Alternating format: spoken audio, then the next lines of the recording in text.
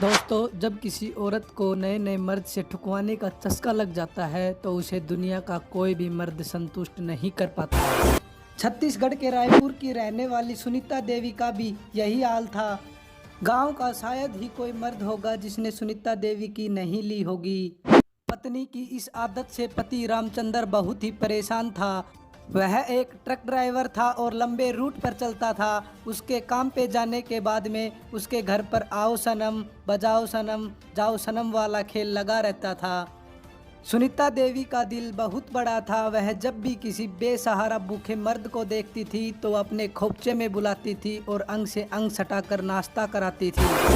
शादी के बाद भी सुनीता देवी समाज सेवा करती रही। उसका यह कारवां चलता रहा, लेकिन उसके पति को यह बिल्कुल भी पसंद नहीं था। एक दिन रामचंद्र जब ट्रक लेके घर आया तो उसके घर 5 लड़के अपनी बारी का इंतजार कर रहे थे। वह रामचंद्र को देख के वहां से भाग गए।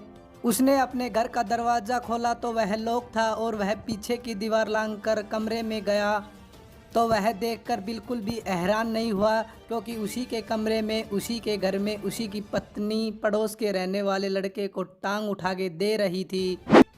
यह देख रामचंद्र आग बबूला हो गया और ठुकाई ऑपरेटर नंगे बदन ही वहां से भाग गया।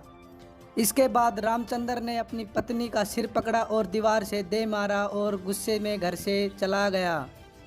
अगले दिन जब वह घर आया तो उसने देखा कि उसकी पत्नी मर चुकी है। वह घबरा गया और उसने लाश को ठिकाने लगाने के लिए आंगन में दबा दिया और उसके ऊपर पेड़ पौधे लगा दिए और पुलिस स्टेशन जाकर गुमशुदगी की रिपोर्ट दर्ज करवा दी।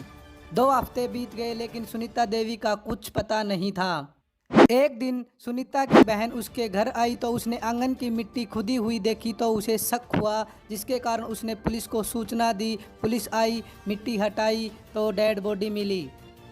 इसके बाद रामचंद्र से पूछताछ की तो उसने बताया कि उसकी पत्नी एक बहुत बड़ी समाज सेवी थी। वह ठगी मर्दों को देती थी, जिसके कारण मैंने उसकी हत्या कर दी। उसके बाद पुलिस ने रामचंद्र को गिरफ्तार कर लिया और जेल में डाल दिया।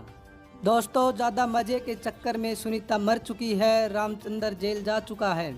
लेकिन बड़ा सवाल तो यह है कि लुल्ली तो सबकी सेम होती है, फिर भी लुगाई दूसरे की लुल्ली क्यों पसंद करती है। ये मेरा सभी से यह अनुरोध है कि अपने पारिवारिक रिश्ते को अच्छी तरह चलाएं और अपने घर में सुरक्षित रहें। धन्यवाद।